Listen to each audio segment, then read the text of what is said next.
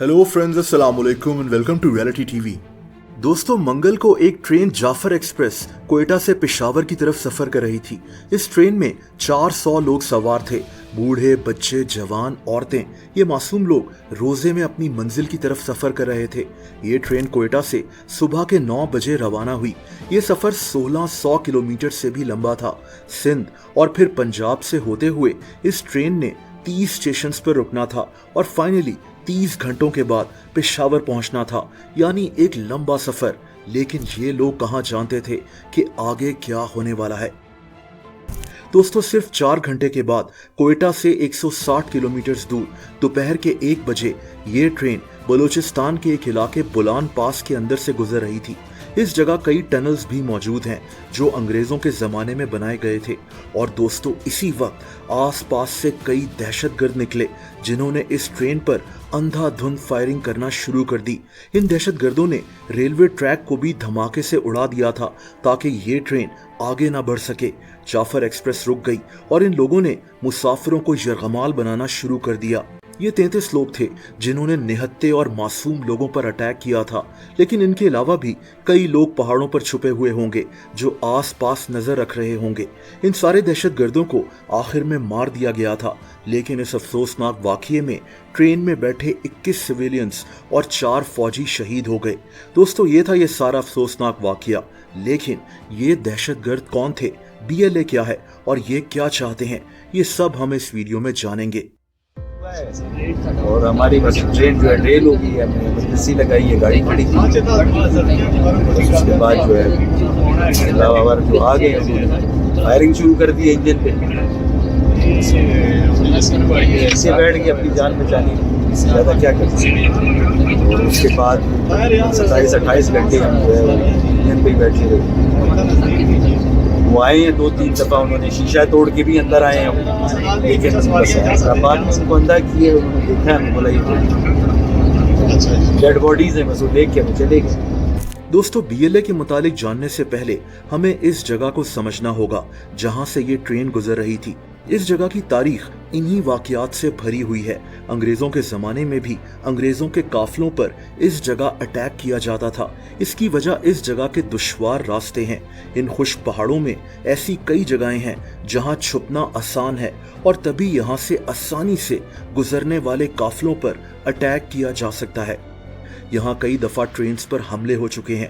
Railway tracks को धमाकों से उड़ाया जा चुका है।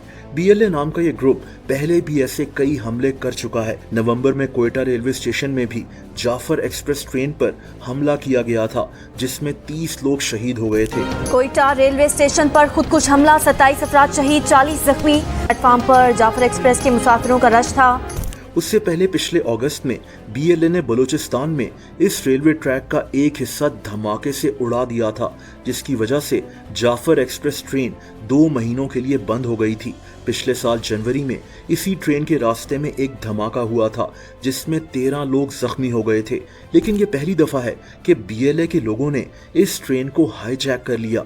इनकी डिमांड्स थी कि इनके कैदियों को जेल से छोड़ा जाए और इनके मिसिंग पर्सन्स को सामने लाया जाए, और तभी इन्होंने ट्रेन के कई लोगों को यरगमाल बना लिया था। दोस्तों, अब सवाल ये है कि BLA है क्या।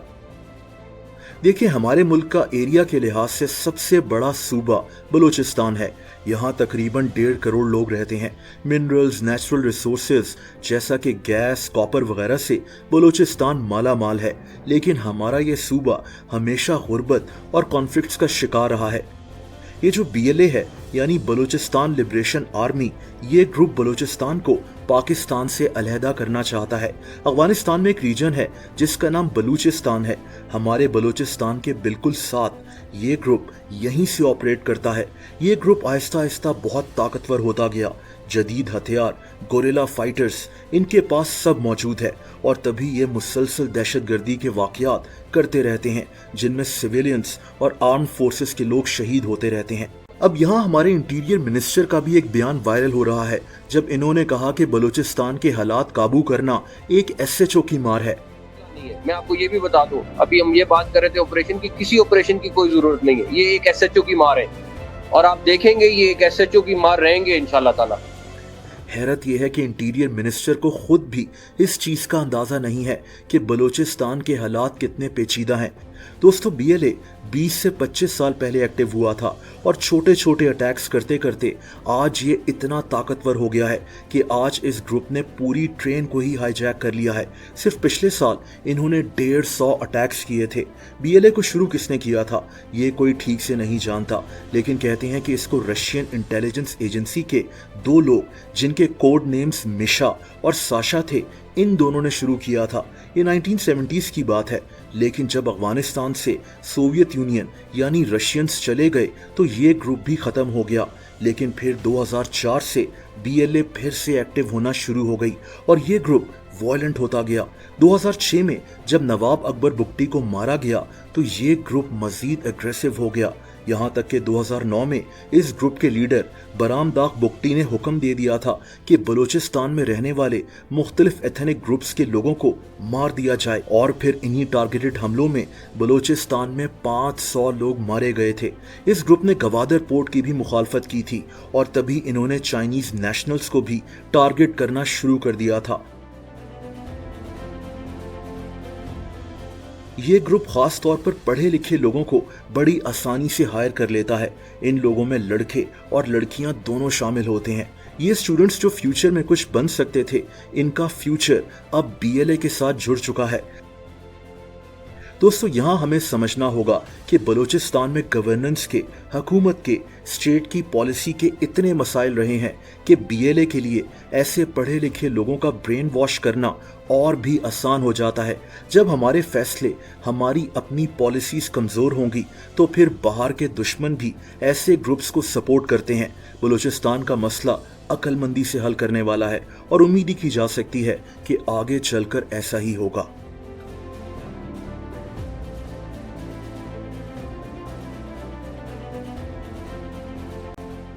आ गए, उन्होंने फायरिंग शुरू कर दी इंजन पे। ऐसे बैठ के अपनी जान बचानी, ज़्यादा क्या कर सकते। और उसके बाद 27-28 घंटे हम जो है इंजन पे ही बैठे रहे। वो आए हैं 2-3 दफ़ा, उन्होंने शीशा तोड़ के भी अंदर आए हैं, लेकिन बात में उनको अंदर किया, उन्होंने देखा है, बोला ये डेड बॉडीज हैं, बस वो देख के वो चले गए। दोस्तों, अगर आप मुझे इंस्टाग्राम पर फॉलो करना चाहें तो उसका लिंक नीचे डिस्क्रिप्शन में मौजूद है।